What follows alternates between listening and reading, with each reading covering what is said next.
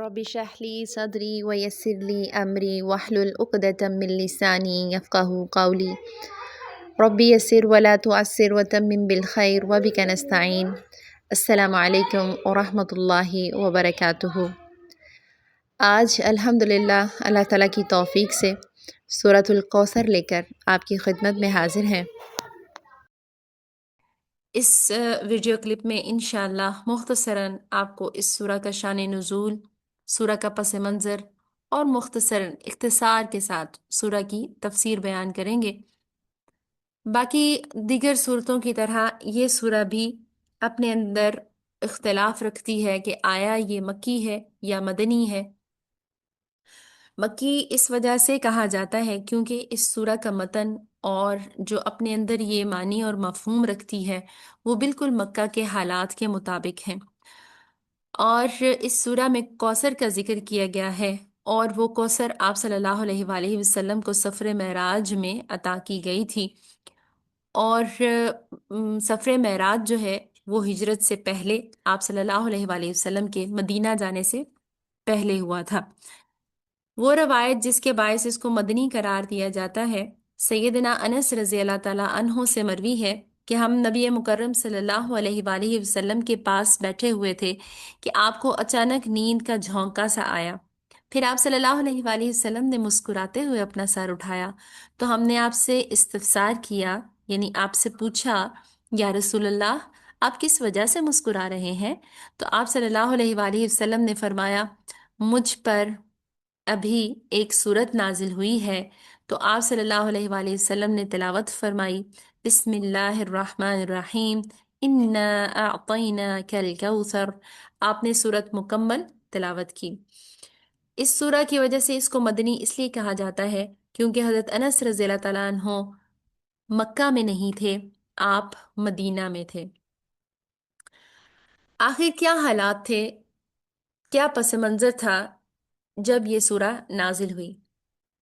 اور مختلف مقامات پر جہاں پر اللہ سبحانہ و تعالیٰ نے آپ صلی اللہ علیہ وآلہ وسلم کی تسلی کے لیے بہت پیارے پیارے کلمات نازل کیے، اور اس وقت جب مکہ کی مخالفت کا طوفان برپا تھا، آپ صلی اللہ علیہ وآلہ وسلم کا سینہ تنگ ہوا جاتا تھا مکہ کی دشمنی، مکہ کے دشمنوں کے الفاظ اور ان کے رویوں کی وجہ سے۔ اس وقت اللہ تعالیٰ نے کئی مقامات پر آپ صلی اللہ علیہ وآلہ وسلم کو بہت خوبصورت انداز میں تسلیاں دیں، جیسے کہ سورہ ضحیٰ میں اللہ تعالیٰ صلی اللہ علیہ وآلہ وسلم سے فرماتے ہیں ما ودعک ربک وما قلی، ہم نے آپ کو چھوڑا نہیں ہے، آپ کے رب نے آپ کو چھوڑا نہیں ہے۔ اور سورہ علم نشرح میں آپ صلی اللہ علیہ وآلہ وسلم سے اللہ تعالیٰ فرماتے ہیں وَرَفَعْنَا لَكَ ذِكْرَكَ، ہم نے آپ کا ذکر بلند کیا ہے۔ پھر سورہ نصر جو ہم پڑھائے ہیں اس میں اللہ تعالیٰ آپ کو فتوحات کی خوشخبریاں دے کر آپ کی تسلی کرتے ہیں، آپ کے دل کو حوصلہ دیتے ہیں۔ بالکل یہ سورہ بھی انہی میں سے ایک سورہ ہے جس میں اللہ تعالیٰ نے آپ کو پہلی ہی آیت میں کوثر عطا کرنے کی خوشخبری دے کر آپ صلی اللہ علیہ وآلہ وسلم کے لیے تسلی بخش کلمات نازل فرمائے۔ جب آپ صلی اللہ علیہ وآلہ وسلم مکہ کے لیے مکہ میں توحید کی دعوت لے کر اٹھے، اس سے قبل یقیناً آپ معاشرے کے ایک مقبول اور پسندیدہ شخص تھے۔ آپ اپنے قبیلے کے، اپنے ارد گرد کے لوگوں کے، اپنے رشتہ داروں کے لیے صادق الامین تھے، آپ قابل بھروسہ تھے، آپ کو فہم و فراست میں مانا ہوا انسان سمجھا جاتا تھا کہ آپ کو اپنی مجالس میں لایا جاتا تھا کم سنی میں ہی، اور آپ سے مشورے بھی لیے جاتے تھے۔ لیکن یکدم سے جب آپ صلی اللہ علیہ وآلہ وسلم نے اپنی نبوت کا اظہار کیا اور توحید کی طرف لوگوں کو دعوت دی تو ایسے دل شکن حالات قائم ہو گئے، ایسی مخالفت کا طوفان برپا ہوا کہ آپ صلی اللہ علیہ وآلہ وسلم کو جس نے دلی طور پر بھی، ذہنی طور پر بھی اور جسمانی طور پر بھی بہت زیادہ پریشان کر دیا۔ ان حالات میں اللہ تعالیٰ نے پھر آپ صلی اللہ علیہ وآلہ وسلم کو پے در پے بہت خوبصورت کلمات میں تسلیاں عطا فرمائیں، اور اس صورت میں بھی تسلی کے ساتھ ساتھ، خوشخبری کے ساتھ ساتھ مخالفین کی تباہی کی پیشن گوئی بھی اللہ تعالیٰ آخری آیت میں کرتے ہیں، جس سے آپ صلی اللہ علیہ وآلہ وسلم کے دل کی جو تنگی یا جو پریشانی اور اداسی کا عالم ہوتا ہے، اس میں آپ صلی اللہ علیہ وآلہ وسلم کو حوصلہ ملتا ہے، تسلی ملتی ہے۔ سورہ کا آغاز کرتے ہیں بسم اللہ الرحمن الرحیم، انا اعطیناک الکوثر فصل لربک وانحر ان شانئک هو الابتر۔ بسم اللہ الرحمن الرحیم، اے نبی، ہم نے آپ کو کوثر عطا کر دیا ہے، بس آپ اپنے رب کے لیے نماز پڑھو اور قربانی دو، یقیناً تمہارا دشمن ہی جڑ کٹا ہے۔ پہلی آیت کو دیکھتے ہیں، انا اعطیناک الکوثر، اے محمد صلی اللہ علیہ وآلہ وسلم، ہم نے آپ کو کوثر عطا کر دیا۔ کوثر کیا ہے؟ آخر یہ کوثر کیا ہے جو آپ صلی اللہ علیہ وسلم کو عطا کر دیا؟ اور اس کے بارے میں سن کے آپ صلی اللہ علیہ وآلہ وسلم کی حوصلہ افزائی ہوئی، اور آپ صلی اللہ علیہ وآلہ وسلم کو تسلی ملی، اور آپ صلی اللہ علیہ وآلہ وسلم کے دل میں سکون اور خوشی اتری۔ کوثر کا اگر معنی دیکھا جائے لغوی طور پر، تو یہ کثرت کا مبالغے کا صیغہ ہے۔ کثرت بذات خود ایک مبالغے کا صیغہ ہے۔ جیسے کثرت کے معنی ہم اردو میں بھی جانتے ہیں کہ بہت زیادہ کے لیے استعمال کیا جاتا ہے، یعنی کثرت بہت زیادہ، کثرت بذات خود کثیر کا مبالغے کا صیغہ ہے۔ اور پھر کثرت کا بھی آگے سے مبالغے کا صیغہ ہے کوثر، یعنی کہ آپ صلی اللہ علیہ وآلہ وسلم کو کثرت سے عطا کیا گیا ہے اس وقت یہاں جو بھی جس چیز کا ذکر ہے۔ اب یہاں پہ کوثر سے کیا علماء مراد لیتے ہیں؟ خیر کثیر عطا کر دی گئی، اور احادیث میں ہمیں اس کا ذکر ملتا ہے کہ حوض کوثر آپ صلی اللہ علیہ وآلہ وسلم کو عطا کیا گیا۔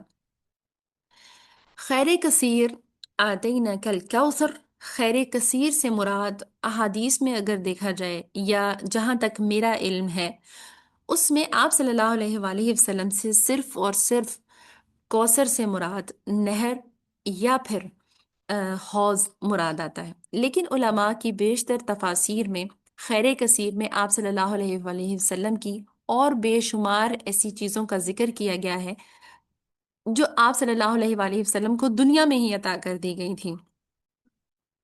بے شک اس سے بھی انکار نہیں کیا جا سکتا، جیسے کہ اس میں آپ صلی اللہ علیہ وآلہ وسلم کا اخلاق ہے۔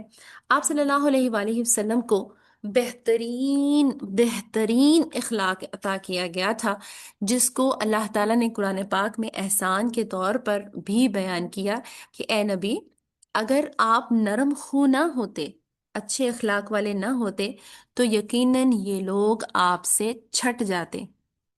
یعنی اگر آپ کو اللہ تعالیٰ نے اخلاق کی بلندی عطا نہ کی ہوتی تو یہ لوگ آپ کی بات نہ سنتے، یہ لوگ آپ کی طرف راغب نہیں ہوتے، آپ کی صحبت میں بیٹھنا پسند نہیں فرماتے، یا جو لوگ آپ کی تبلیغ پر لبیک کہہ رہے ہیں اور اسلام میں داخل ہو رہے ہیں، یہ نعمت پھر آپ کو عطا نہ ہوتی۔ اس کے بعد اللہ تعالیٰ نے آپ کو علم و حکمت عطا فرمائی، جو کہ اللہ تعالیٰ نے ہر نبی کو عطا کی اور درجہ بدرجہ تھی۔ اور اللہ تعالیٰ قرآن پاک میں اس کے بارے میں بھی فرماتے ہیں، فَمَن يُؤْتِ الْحِكْمَةَ فَقَدْ أُوتِيَ خَيْرًا كَثِيرًا، بس جسے اللہ تعالیٰ حکمت عطا کر دے تو یقیناً اسے اللہ نے خیر کثیر عطا کر دی۔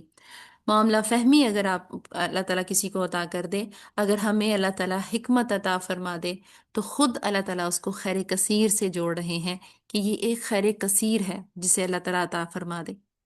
اس کے بعد آپ صلی اللہ علیہ وآلہ وسلم جو نظام زندگی لے کر آئے وہ فطرت کے عین مطابق تھا۔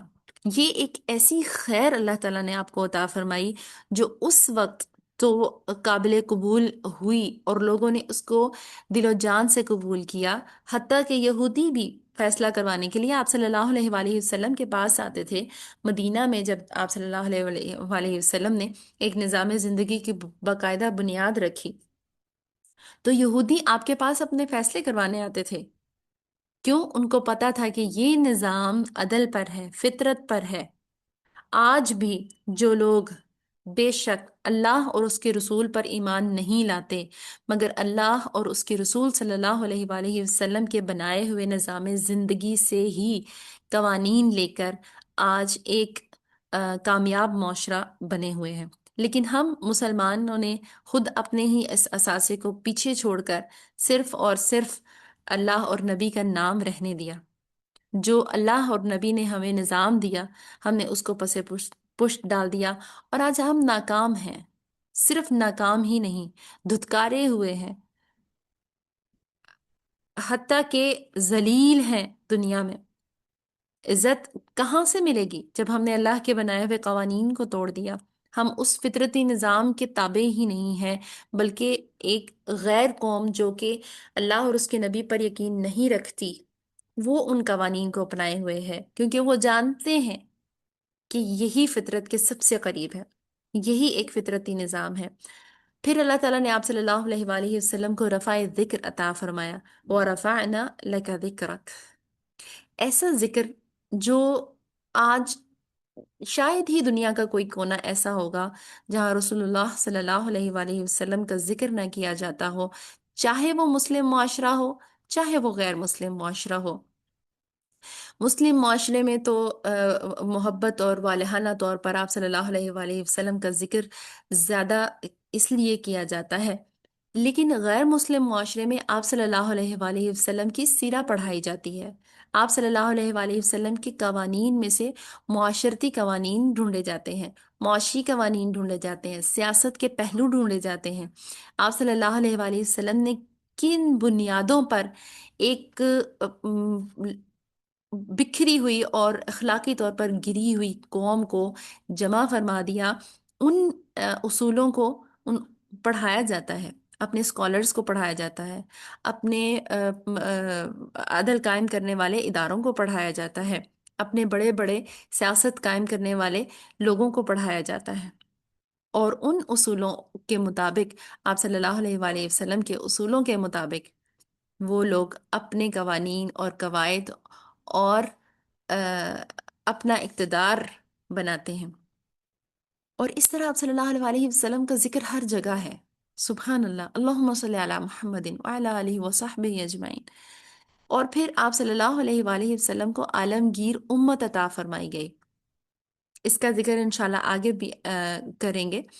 عالمگیر امت میں آپ صلی اللہ علیہ وآلہ وسلم کا بے شک وراثت میں آپ کا بیٹا نہیں تھا، اللہ نے آپ کو بیٹے جیسی نعمت، یہ سب اللہ ہی بہتر جانتا ہے اس میں کیا حکمت تھی، لیکن ایک ایسی امت آپ صلی اللہ علیہ وآلہ وسلم کو عطا فرما دی گئی جو کہ اپنے سر کٹانے کے لیے آپ صلی اللہ علیہ وآلہ وسلم کی محبت میں، آپ صلی اللہ علیہ وآلہ وسلم کے صحابہ، جانثار صحابہ، اس کے بعد تابعین، ایسے آپ صلی اللہ علیہ وآلہ وسلم کی سیرت کو محفوظ کیا کہ آج بھی ہم اس کو صحیح طور پر جان سکتے ہیں، ان کی تعلیمات ہم تک پہنچائیں۔ تو یہ بھی ایک بہت بڑی خیر تھی جو اللہ تعالیٰ کی طرف سے آپ صلی اللہ علیہ وآلہ وسلم کو عطا کی گئی۔ کوثر کیا ہے؟ جو احادیث میں ہمیں پتہ چلتا ہے، اس سے مراد ہے حوض کوثر یا پھر نہر کوثر۔ آپ صلی اللہ علیہ وآلہ وسلم نے انا اعطیناک الکوثر کی تفسیر کرتے ہوئے یہی فرمایا کہ یقیناً ہم نے آپ کو نہر کوثر عطا کی ہے۔ تو آپ صلی اللہ علیہ وآلہ وسلم نے فرمایا کہ سورۃ الکوثر میں کوثر سے مراد نہر ہی ہے۔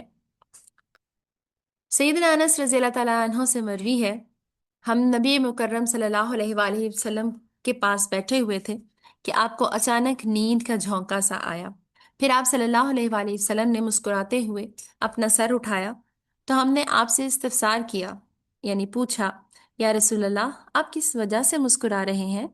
تو آپ صلی اللہ علیہ وآلہ وسلم نے فرمایا مجھ پر ابھی ایک سورت نازل ہوئی ہے۔ تو آپ صلی اللہ علیہ وآلہ وسلم نے تلاوت فرمائی، بسم اللہ الرحمن الرحیم، انا اعطیناک الکوثر۔ آپ نے سورت مکمل تلاوت کی۔ پھر آپ صلی اللہ علیہ وآلہ وسلم نے فرمایا کیا تم جانتے ہو کوثر کیا ہے؟ ہم نے عرض کی اللہ اور اس کے رسول کو زیادہ علم ہے۔ تو پھر آپ صلی اللہ علیہ وآلہ وسلم نے فرمایا یہ ایک نہر ہے جس کا مجھ سے میرے رب نے وعدہ کیا ہے، اس نہر پر خیر کثیر ہے اور وہ حوض ہے جس پر قیامت کے دن میری امت کے لوگ پانی پئیں گے۔ یہاں پر آپ صلی اللہ علیہ وآلہ وسلم نے فرمایا کہ انا اعطیناک الکوثر، کوثر سے مراد نہر ہے، اور نہر کے اوپر پھر خیر کثیر ہے، اور وہ خیر کثیر حوض ہے۔ سیدنا ابن عمر رضی اللہ تعالیٰ عنہما سے مروی ہے کہ نبی مکرم صلی اللہ علیہ وآلہ وسلم نے فرمایا الکوثر جنت میں ایک نہر ہے، اس کے دونوں کنارے سونے کے ہیں، اور اس کے پانی کا گزر موتیوں اور یاقوت پر ہوتا ہے۔ تصور کریں اگر آپ کو کبھی تجربہ ہوا ہو دنیا کی کسی نہر سے گزرنے کا۔ مجھے ایک دفعہ پاکستان کی ایک نہر سے گزرنے کا تجربہ ہوا۔ بہت میں نے سن رکھا تھا کہ نہر پہ جانے کا بہت مزہ آتا ہے، اس کا منظر بہت خوبصورت ہے۔ بہرحال میں بھی ایک مرتبہ چلی گئی۔ آپ یقین کریں کہ اس کی دونوں جانب پر لوگوں نے اتنی غلاظت پھینکی ہوئی تھی، کوڑا کرکٹ پھینکا ہوا تھا، لیکن پھر بھی اس کے کناروں پر سبزہ اگا ہوا تھا، بہت زیادہ سبزہ اگا ہوا تھا، اور اس کا پانی بالکل شفاف نہیں تھا، گدلا میلا، لیکن وہ جس روانی میں چل رہا تھا پھر بھی وہ ایک خوبصورت سا منظر پیش کر رہا تھا۔ میں جب اس کی ان احادیث کو پڑھ رہی تھی تو مجھے وہ واقعہ یاد آ رہا تھا کہ لوگ اس نہر کے منظر کو کتنا خوبصورت سمجھتے ہیں، اور یہ نہر جس کے بارے میں آپ صلی اللہ علیہ وآلہ وسلم فرما رہے ہیں کہ اس کے دونوں کنارے سونے کے سونے کے ہوں گے، یعنی آپ تصور کیجئے سونے کا رنگ، اور پھر اس پہ چلتا ہوا پانی دونوں طرف سے، جب سونے کے رنگ کی اس کے اوپر عکس آ رہا ہو، اور پھر نیچے جو اس کی تہ ہے وہ موتیوں اور یاقوت پر ہوتا ہے، یعنی اتنا شفاف پانی ہوگا کہ نیچے سے اس کے موتی اور یاقوت اس کے پڑے ہوئے نظر آ رہے ہوں گے، تو وہ کیسا حسین اور پر اثر منظر ہوگا، کیسی نہر ہوگی وہ جس کی خوبصورتی اتنی دلکش ہے، تو اس کا پانی کیسا لذیذ ہوگا۔ انس بن مالک رضی اللہ تعالیٰ عنہ بیان کرتے ہیں کہ ان سے نبی کریم صلی اللہ علیہ وآلہ وسلم نے بیان کیا میں جنت میں چل رہا تھا کہ میں ایک نہر پر پہنچا۔ اب جنت میں کب چل رہے تھے آپ صلی اللہ علیہ وآلہ وسلم کو؟ سفر معراج میں جنت اور جہنم دکھائی گئی تھی۔ وہاں پر آپ صلی اللہ علیہ وآلہ وسلم سے، یعنی کہ یہ مکہ کے دور کی روایت ہے، اس کے دونوں کنارے پر خولدار موتیوں کے گنبد بنے ہوئے تھے، خولدار موتیوں کے گنبد بنے ہوئے تھے۔ میں نے پوچھا جبرائیل یہ کیا ہے؟ انہوں نے کہا یہ کوثر ہے جو آپ کے رب نے آپ کو دی ہوئی ہے۔ تو فرشتے نے اس پر اپنا ہاتھ مارا تو اس کی خوشبو یا مٹی تیز مشک جیسی تھی۔ اللہ تعالیٰ ہمیں بھی ان لوگوں میں شامل فرمائے جو اس میں سے سیراب ہوں اور آپ صلی اللہ علیہ وآلہ وسلم کے ہاتھوں سے پی سکیں۔ سیدنا انس رضی اللہ تعالیٰ عنہ نبی مکرم صلی اللہ علیہ وآلہ وسلم سے بیان کرتے ہیں آپ صلی اللہ علیہ وآلہ وسلم نے فرمایا مجھے کوثر دی گئی ہے، یہ زمین کی پشت پر جاری ایک نہر ہے، اس کے کنارے خولدار موتیوں کے ہیں، یہ نہر ڈھانپی ہوئی نہیں ہے۔ میں نے اس کی مٹی پر ہاتھ مارا تو اس کی مٹی تیز کستوری تھی اور اس کی کنکریاں موتی تھیں، یعنی اس کی کنکریاں عام پتھروں جیسے نہیں، اس کی کنکریاں موتی تھے، اور موتی یقیناً سفید موتی بھی ہوتے ہیں اور بڑے خوبصورت شاندار رنگوں کے موتی بھی ہوتے ہیں، شاید آپ کو کبھی دیکھنے کا اتفاق ہوا ہو۔ مسند احمد میں سیدنا انس رضی اللہ تعالیٰ عنہ سے ہی مروی ہے نبی مکرم صلی اللہ علیہ وآلہ وسلم سے کوثر کے بارے میں پوچھا گیا تو آپ نے فرمایا وہ ایک جنت میں نہر ہے جو اللہ تعالیٰ نے مجھے عطا کی ہے، اس کی سفیدی دودھ سے زیادہ، اس کی مٹھاس شہد سے زیادہ، اس میں پرندے ہیں جن کی گردنیں اونٹوں کی طرح لمبی ہیں، پرندے جن کی گردنیں اونٹوں کی طرح لمبی ہیں۔ اس پر سیدنا عمر رضی اللہ تعالیٰ عنہ نے کہا وہ پرندے تو بہت ہی خوبصورت ہوں گے، تو آپ صلی اللہ علیہ وسلم نے فرمایا عمر انہیں کھانے والے ان پرندوں سے بھی زیادہ خوبصورت ہوں گے۔ یعنی اللہ تعالیٰ بیان فرما رہے ہیں اس نعمت کے بارے میں جو اللہ تعالیٰ اپنے بندوں کو عطا فرمائیں گے، کہ وہ نعمتیں کتنی خوبصورت، پرکشش اور کتنی مزیدار اور حسین ہوں گی، تو ان کو استعمال کرنے والے کیسے ہوں گے؟ وہ جن کے لیے خاص طور پر یہ انعامات، یہ نعمتیں اور یہ سارے متاثر کن منظر اللہ تعالیٰ نے تیار کر رکھے ہیں۔ تو اس سے مراد بہت بڑا حوض ہے۔ حوض کیا ہے؟ جو نہر کے بارے میں بھی ہم پڑھ آئے ہیں، اور نہر کے اوپر آپ صلی اللہ علیہ وسلم نے فرمایا خیر کثیر ہے، اور وہ خیر کثیر حوض ہے۔ اب یہ حوض کیا ہے؟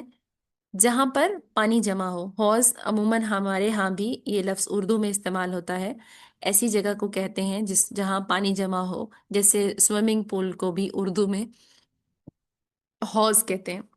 یہ قیامت کے دن میدان محشر میں ہوگا، یعنی جہاں حشر قائم ہوگا یہ حوض وہاں ہوگا، اور اس پر آپ صلی اللہ علیہ وآلہ وسلم کی امت پانی پیے گی۔ اس حوض کا پانی بھی جنت کی نہر کوثر سے آتا ہے، اور اس لیے اسے حوض کوثر کہا جاتا ہے۔ یعنی اس کے اندر جو پانی ہوگا وہ جنت کی میں جو نہر جس کے بارے میں ابھی ہم پڑھائے ہیں اس میں سے ہی اس حوض میں پانی آتا ہوگا۔ سیدنا ابو ذر رضی اللہ تعالیٰ عنہ سے مروی ہے کہ حوض میں 2 پرنالے جنت سے گرتے ہیں۔ اس حدیث سے محسوس ہوتا ہے کہ حوض کوثر بھی جنت کے ساتھ ہے، کہ جنت کی نہر کا پانی اس حوض میں گرتا ہے، یعنی اس حوض کے اندر جو پانی آتا ہے وہ 2 پرنالے جنت سے گرتے ہیں، اور یہ 2 پرنالے نہر کوثر سے آتے ہوں گے۔ سیدنا عبداللہ بن عمرو بیان کرتے ہیں کہ نبی مکرم صلی اللہ علیہ وآلہ وسلم نے فرمایا میرا حوض ایک مہینے کی مسافت کے برابر ہوگا، یعنی اتنا بڑا ہے کہ اس کے اوپر چلتے چلتے 1 مہینہ گزر جائے، یعنی اس کی پوری مسافت طے کرتے ہوئے 1 مہینہ گزر جائے، ایک کنارے سے چلتے ہوئے واپس اس کنارے پر آنے میں 1 مہینہ لگے، اتنا بڑا ہے، اور اس کے سارے کنارے یکساں ہوں گے۔ اس کا پانی دودھ سے زیادہ سفید، اور اس کی خوشبو مشک سے زیادہ اچھی ہوگی، اور اس کے کوزے یعنی پیالے جس میں پانی بھر بھر کے پئیں گے آسمان کے تاروں کی تعداد میں ہوں گے۔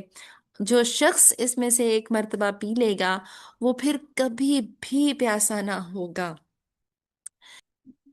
سیدنا انس رضی اللہ تعالیٰ عنہ سے مروی ہے کہ نبی مکرم صلی اللہ علیہ وآلہ وسلم نے فرمایا اس میں سونے اور چاندی کے آب خورے آسمان کے تاروں کی تعداد میں نظر آئیں گے۔ آسمان کی ایک روایت میں آسمان کے تاروں سے بھی زیادہ ہوں گے۔ سیدنا صوبان رضی اللہ تعالیٰ عنہ بیان کرتے ہیں کہ نبی کریم صلی اللہ علیہ وآلہ وسلم سے پانی کے بارے میں پوچھا گیا تو فرمایا اس کا پانی دودھ سے زیادہ سفید، شہد سے زیادہ میٹھا، اس میں 2 پرنالے جنت میں سے گرتے ہوں گے، ایک سونے کا ہوگا اور ایک چاندی کا۔ میدان محشر میں حوض کوثر کس جگہ ہوگا؟ اب اس بارے میں بھی علماء کا اختلاف ہے۔ کچھ کہتے ہیں کہ حوض کوثر پل صراط کے بعد ہوگا، جبکہ کچھ کہتے ہیں کہ پل صراط سے پہلے ہوگا۔ اب جو علماء کرام اکثر علماء یہی کہتے ہیں کہ پل صراط سے پہلے ہوگا، اور یہی قول راجح ہے۔ اس کی وجہ یہ ہے کہ حوض کوثر پر پانی پینے کے لیے آنے والے کچھ لوگوں کو پکڑ کر جہنم میں پھینکا جائے گا۔ تو اگر حوض کوثر پل صراط کے بعد ہوتا تو یہ لوگ پل صراط عبور ہی نہیں کر سکتے تھے، اور کیونکہ یہ وہیں پھر جہنم رسید ہو جاتے نا۔ اللہ تعالی ہم سب کو محفوظ فرمائے۔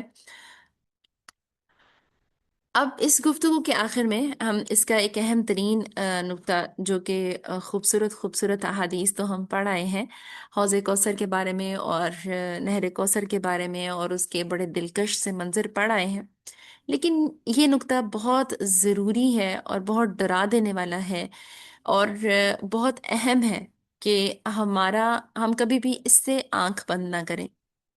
کہ ایسا ہرگز نہیں ہے کہ رسول اللہ صلی اللہ علیہ وآلہ وسلم کی امت کا ہر شخص حوض کوثر سے رسول اللہ صلی اللہ علیہ وآلہ وسلم کے ہاتھ سے پانی پیے گا۔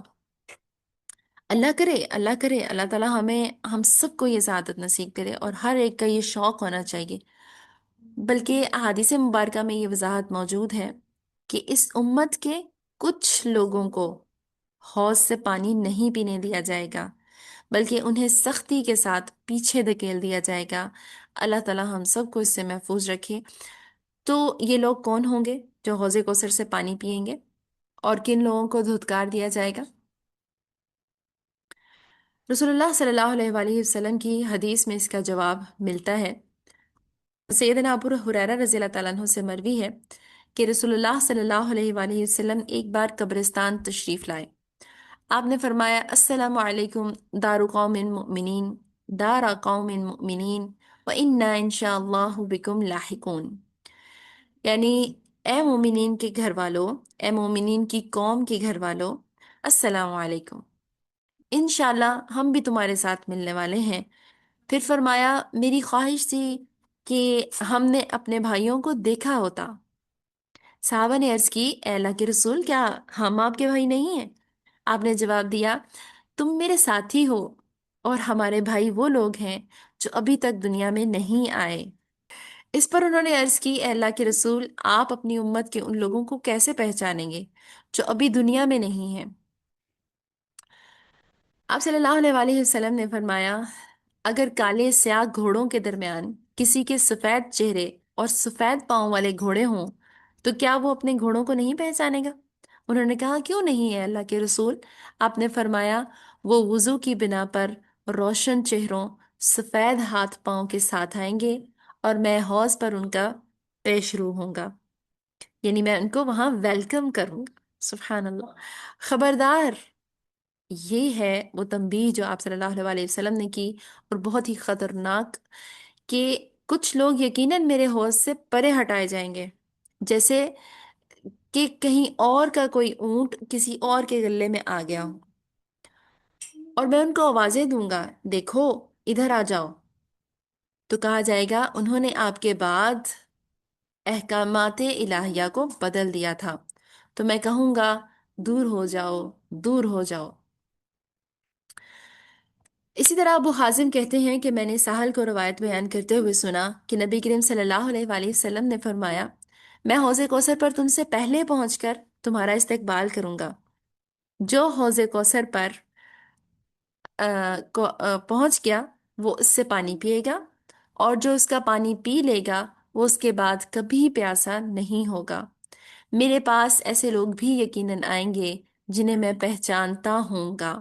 آپ پہچانتے کیسے ہوں گے؟ جیسے ہم نے پچھلی روایت میں بھی پڑھا کہ آپ صلی اللہ علیہ وآلہ وسلم وضو کے اعضاء کی چمک سے اپنی امت کے لوگوں کو پہچان لیں گے۔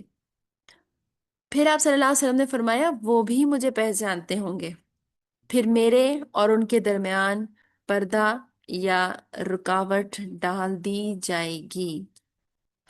ابو حازم نے بیان کیا کہ نعمان بن ابی عیاش نے بھی سنا کہ میں ان سے یہ حدیث بیان کر رہا ہوں، تو انہوں نے کہا کہ کیا تو نے سہل رضی اللہ تعالیٰ عنہ سے اسی طرح سے یہ حدیث سنی تھی؟ میں نے کہا کہ ہاں۔ انہوں نے کہا، میں گواہی دیتا ہوں، میں نے ابو سعید خدری رضی اللہ تعالیٰ عنہ سے یہ حدیث اسی طرح سنی تھی، لیکن ابو سعید خدری نے اس میں یہ بھی بیان کیا تھا کہ آپ صلی اللہ علیہ وسلم نے فرمایا، یہ لوگ میری امت میں سے ہیں۔ تو آپ صلی اللہ علیہ وسلم سے اس وقت کہا آپ جائے کو گا، معلوم نہیں کہ آپ کے بعد انہوں نے کیا تبدیلیاں کر دی تھیں؟ میں کہوں گا کہ دوری ہو ان کے لیے جنہوں نے میرے بعد دین میں تبدیلیاں کر دی تھیں۔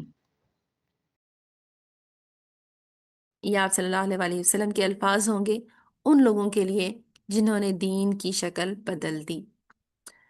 سیدنا ابو ہریرہ رضی اللہ تعالیٰ عنہ سے مروی ہے کہ رسول اللہ صلی اللہ علیہ وآلہ وسلم نے فرمایا، اس ذات کی قسم جس کے ہاتھ میں میری جان ہے، میں قیامت کے دن اپنے حوض سے کچھ لوگوں کو اس طرح ہانک دوں گا جیسے اجنبی اونٹ حوض سے ہانک دیے جاتے ہیں۔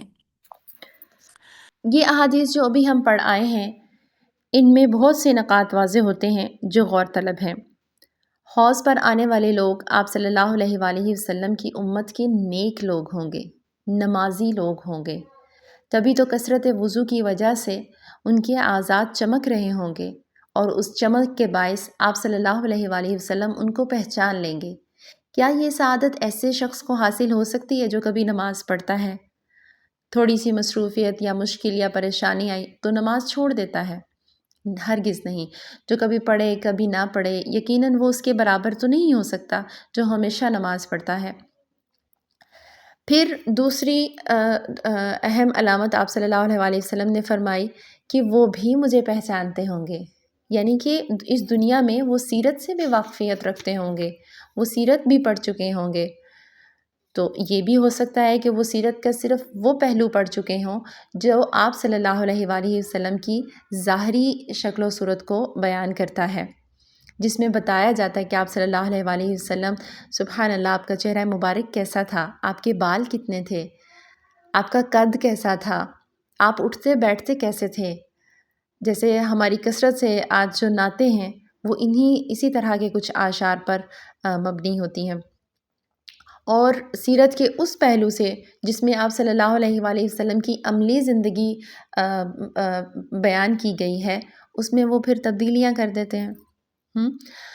پھر ایک نقطہ اور ہمیں پتہ چلتا ہے کہ فرشتوں نے آپ صلی اللہ علیہ وآلہ وسلم کو بتایا کہ آپ نہیں جانتے، یعنی آپ صلی اللہ علیہ وآلہ وسلم اس دنیا سے رخصت ہو جانے کے بعد ہمارے حالات سے واقف نہیں ہیں۔ حتیٰ کہ درود شریف کے بارے میں بھی آپ صلی اللہ علیہ وآلہ وسلم نے فرمایا، مجھ پر درود بھیجا کرو، تمہارا درود مجھ تک پہنچایا جاتا ہے۔ یہ نہیں فرمایا کہ تمہارا درود میں سنتا ہوں، یعنی اللہ تعالیٰ ان تک درود پہنچاتے ہیں۔ تو اس سے یہ نقطہ بھی واضح ہوتا ہے کہ رسول اللہ صلی اللہ علیہ وآلہ وسلم اس دنیا سے رخصت ہو جانے کے بعد آپ صلی اللہ علیہ وآلہ وسلم اپنی امت کے حالات سے واقف نہیں ہیں۔ اور فرشتوں نے وجہ کیا بتائی کہ کس وجہ سے ان کو یہاں سے لے جایا جا رہا ہے، انہیں حوض سے ہٹایا جا رہا ہے، وہ یہ کہ انہوں نے آپ کے دین میں تبدیلیاں کر دی تھیں۔ کس نوعیت کی تبدیلیاں ہو سکتی ہیں اور ان کی وجوہات کیا ہو سکتی ہے؟ نمبر 1 تو دین سے دوری ہوگی اور تحقیق کی کمی ہوگی۔ جیسے کہ ہم آج دیکھتے ہیں کہ ہم اپنی صلاحیتوں کو دین کو کھوجنے میں اور اس کی تحقیق کرنے میں صرف نہیں کرتے۔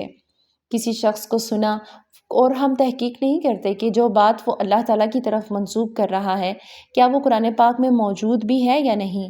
اگر وہ کوئی حدیث پیش کر رہا ہے تو کیا وہ ثابت بھی ہے یا نہیں، کہیں وہ حدیث ضعیف تو نہیں، من گھڑت تو نہیں۔ ہم کھوجتے ہی نہیں ہیں اور اپنے وقت کو اور اپنی صلاحیتوں کو ان چیزوں میں لگاتے ہی نہیں، اور جو سنا اس میں بس اندھا دھند تقلید کیے جاتے ہیں، اور کسی ایسے عمل کو جو آپ صلی اللہ علیہ وآلہ وسلم اور ہماری شریعت جو اللہ تعالیٰ نے اتاری ہے اس سے ثابت ہی نہیں ہے، نیکی سمجھ کر ہم اسے کرتے ہی چلے جاتے ہیں۔ تیسرا خطرناک کام کہ ہم کہہ دیتے ہیں ہے تو یہ عبادت ہی نا، ہے تو یہ عبادت ہی نا۔ آپ یقین کریں کہ یہ ایسی خطرناک سٹیٹمنٹ ہے جو دین کی شکل بگاڑ دیتی ہے، اور اس سٹیٹمنٹ کی وجہ سے دین میں اتنی زیادہ بدعات پیدا ہو چکی ہیں، اتنی زیادہ ایجادات نئی آ چکی ہیں جو کہ دین کے اصل کو ہی ختم کر دیتی ہیں۔ جب آپ صلی اللہ علیہ وآلہ وسلم نے بدعت کی تعریف میں حدیث بیان کی تو آپ نے کہا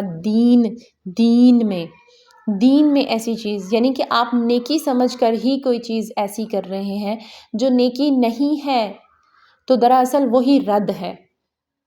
اور شیخ الفوزان سے پوچھا گیا کہ بدعت کیا ہے تو انہوں نے کہا بدعت عبادت ہی ہے، لیکن ایسی عبادت جو محمد صلی اللہ علیہ وآلہ وسلم سے ثابت نہیں ہو۔ یاد رکھیں سورہ کافرون میں ہم پڑھائے ہیں کہ مشرکین مکہ بھی عبادت ہی کیا کرتے تھے، اور ان کی عبادت کی ہی نفی کی گئی تھی کہ جو عبادت تم کرتے ہو وہ عبادت میں نہیں کرتا۔ تو لازمی ہے کہ ہم جو بھی نیکی کریں وہ نیت اللہ تعالیٰ کے لیے خاص ہو اور وہ طریقہ محمدی ہو۔ جو بھی آپ کا عمل، جو بھی آپ کا فعل رسول اللہ صلی اللہ علیہ وآلہ وسلم کے طریقے سے ٹکراتا ہے، یاد رکھیں وہ قبول نہیں ہے۔ یہ اور بہت سے ایسے اعمال جنہیں ہم نیکیاں سمجھتے ہیں، ایسا نہ ہو قیامت کے دن ہمیں حوض کوثر سے ہٹانے اور آپ صلی اللہ علیہ وآلہ وسلم کی زبان مبارک سے بد دعا کا مستحق بنا دیں۔ اس کے لیے رسول اللہ صلی اللہ علیہ وآلہ وسلم کی تابعداری لازم ہے اور ان کی ہدایت سے روگردانی نہ کی جائے۔ امید رکھی جائے کہ اللہ تعالیٰ اس بابرکت حوض سے پانی پینے کا شرف عطا فرمائے گا، ورنہ کتنی ہی شرمندگی ہوگی اور کتنی ہی ندامت اٹھانی پڑے گی کہ انسان رسول اللہ صلی اللہ علیہ وآلہ وسلم کے سامنے سے دھتکار دیا جائے، وہ بھی اس حالت میں کہ انسان کو اس وقت پیاس بھی نہایت شدت کے ساتھ لگی ہوئی ہوگی، انسان کے لیے برداشت کرنا مشکل ہو رہا ہوگا، ایسے میں ٹھنڈا اور میٹھا پانی سامنے ہو اور پینے سے روک دیا جائے، اور پھر رسول اللہ صلی اللہ علیہ وآلہ وسلم کی بد دعا بھی ملے کہ دوری ہو ان کے لیے۔ اس طرح تو حسرت اور ندامت کی انتہا ہو جائے گی۔ ذرا تصور میں لا کر غور کریں، کیا برداشت کر پائیں گے ہم؟ اس وقت حالت کیا ہوگی جب یہ سب کچھ آنکھوں کے سامنے خود ہمارے ساتھ ہو؟ اللہ تعالیٰ ہم سب کو محفوظ رکھے۔ ہم اللہ تعالیٰ سے دعا گو ہیں کہ اللہ تعالیٰ ہم پر اور تمام مسلمانوں پر اپنا خصوصی کرم فرمائے اور ہمیں رسول اللہ صلی اللہ علیہ وآلہ وسلم کی سنت پر چلتے ہوئے بدعات سے بچنے کی توفیق دے اور ہمیں گناہوں سے دور رہنے کی ہمت اور طاقت فرمائے، آمین۔